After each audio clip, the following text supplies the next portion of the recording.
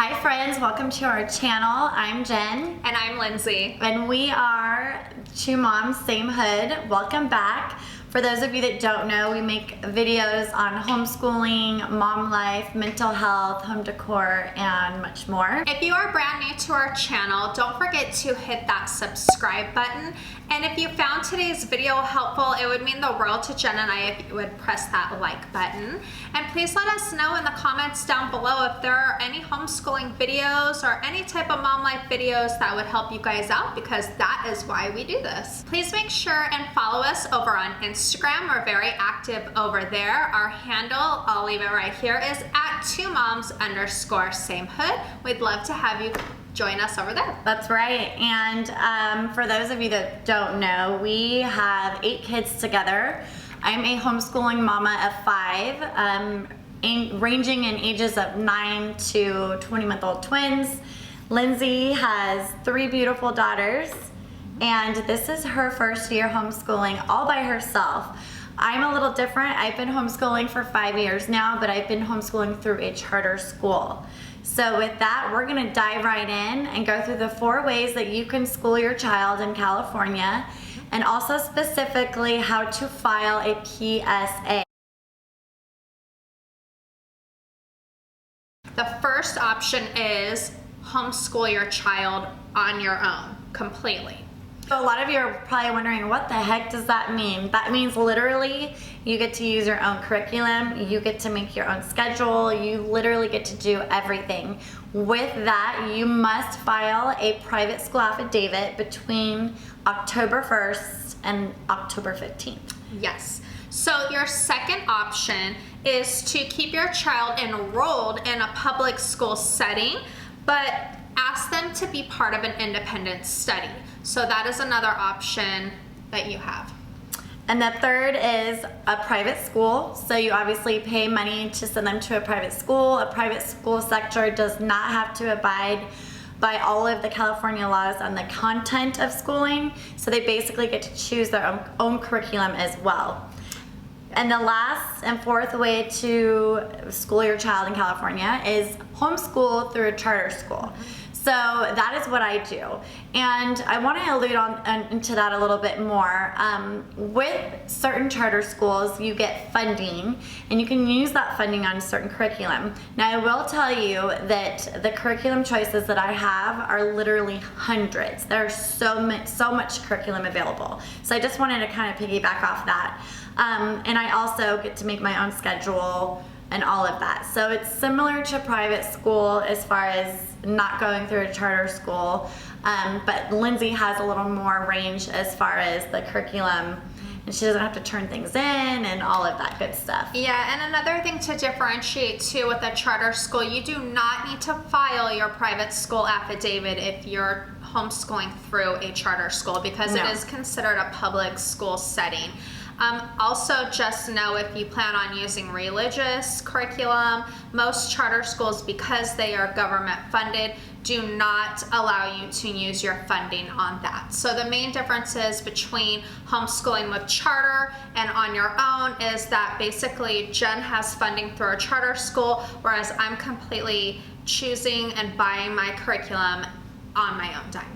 Right, and you could always buy your own, and you know, that's what I have to do on the side with certain curriculum that is religious, so I have to use that out of my own pocket. But so let's get into it. How to file a PSA. I am brand new, and I just realized, oh my gosh, October is here like tomorrow, and you realize I have to file this PSA by October 15th. Correct. How do I do that? Well, we're gonna show you.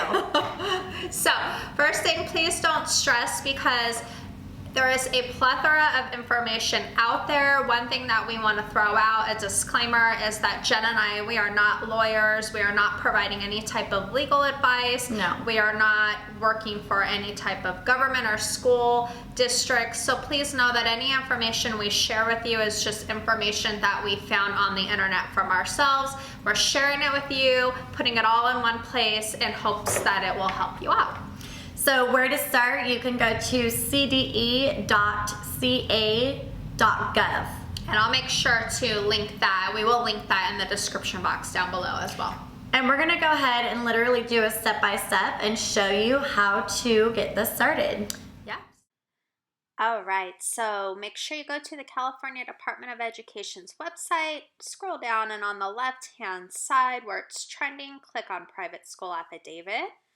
Once you get there, scroll down where it says Filling the Affidavit, click on Private School. And then you can go ahead and begin your application. So you want to make sure you click full-time private school. And if you are new, you want to check no. So one thing that's really cool is you get to name your school. So go ahead and pick a name, select the county that you live in, and then you want to select your local school district, school type, and day only.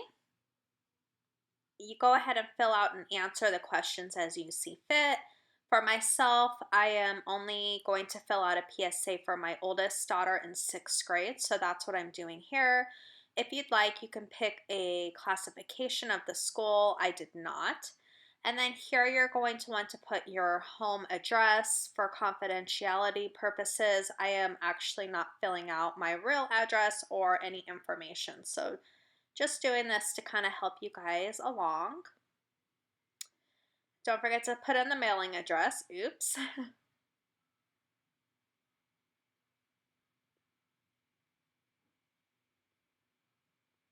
Okay, so again, school contact information. This is just going to be your own information. I'm just putting in pretend numbers. That's why I'm getting an error code. It's very self-explanatory. You should be able to just walk through these steps on your own. Now, if you have filled out an affidavit prior, you're going to want to look at these. If not, click no. And I am putting my daughter's age. She is 11, 6th grade. Please know for California, it is not a requirement for children who are in kindergarten to go to school. So therefore, I am not going to fill out an affidavit for my transitional kindergartner. You are the teacher, so make sure that you click full-time teacher. Site administrator, that is also your information as well. You can go ahead and call yourself a director. Whatever you want is applicable.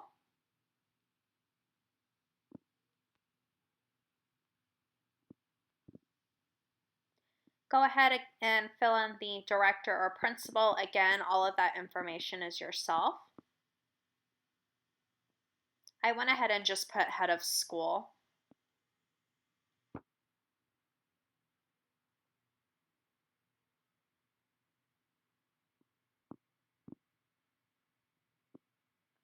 So right here is the contact information for the custodian of records. That's going to be your information and your home address for record location.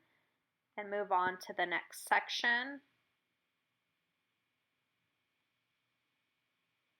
Now here it talks about your tax status. Go ahead and click on PSA instructions if you're not clear about this step. That's what I'm doing here. I wasn't quite clear for myself, so I decided to read up on it. And after reading it and looking into the codes a little bit more, I determined that I actually need to click none of the above for my situation.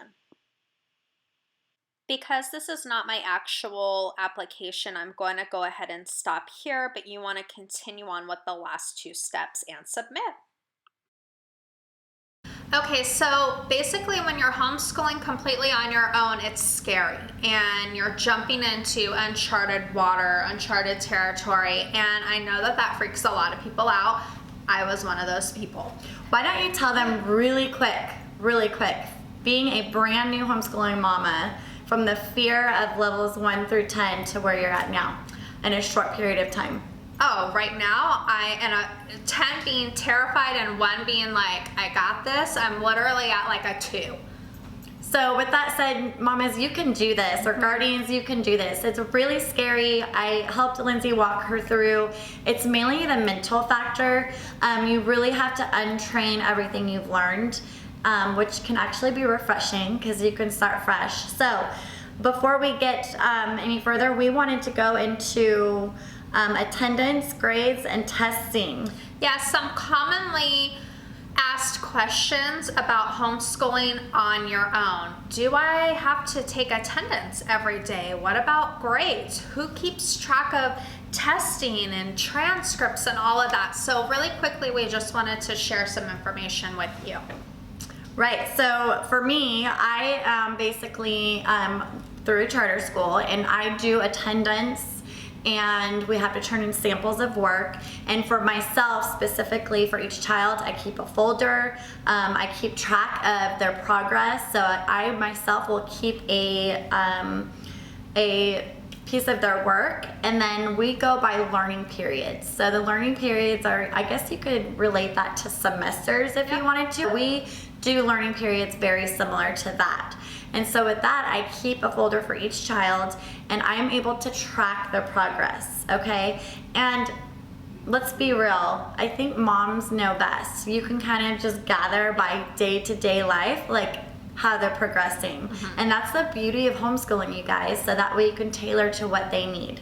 Yes, so to answer your question, if you are through a charter school, you need to work with that charter school with your attendance, your work, and your grades and all of that. The charter school will take care of that for you. Yes. If you are on your own, like me, you are responsible for taking care of some of those things. Attendance, yes, you do need to keep track of your attendance. You can do it on a Google Doc, anything, but really most homeschooling moms just say that their children were in attendance the entire year, because obviously your children in most cases are living in your home for the entire year. Right. So really that's not extra work.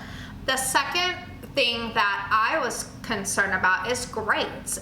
Do I need to keep a grade book? What do I need to do? What is required of me legally? Are you ready for this? Nothing.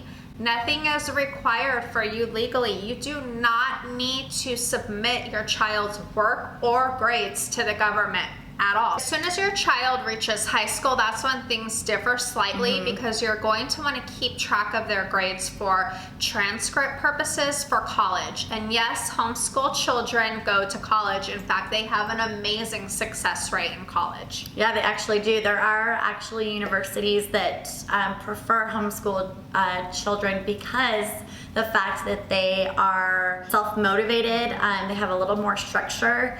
It kind of sounds funny, but it's true. They're willing to basically have that success on their own because they, most of the time, homeschool children enjoy learning. That's the whole reason for homeschooling for some people. Here in California, we have standardized testing. And my question was, do my kids need to do that? And again, the answer is no. If you fill out a PSA and you are homeschooling on your own, your children are not required to take state testing. That's actually pretty cool too. Yeah. So we hope you learned a lot today in this video. We wanted to keep it short but very educational for you because, like Lindsay alluded to, and I can even think back to when I first got started, it can be kind of scary. So we hope that you gain a lot from this. Again, please leave a comment below on what you'd like to learn more about. We basically are here to help you and guide you through, and I promise that it's not that scary. It's not, you guys, and feel free to reach out, come join our hood. We'll help walk you through things and we'll figure it out together. We hope that you guys enjoyed today's video. Please don't forget to subscribe to our channel, and if you like today's video, don't forget to give us a thumbs up. We really appreciate it. Bye, guys. Bye. We should do it still. Oh, yes. Oh, yes. Oh, yes. Okay. You can hold up those papers and I'll hold up this. Should we hold up papers or should we? Or do you want to just... Let's just smile and I'll Okay. do like the background? I'll do like wording or something. Okay. ready? Sounds good. Ready. I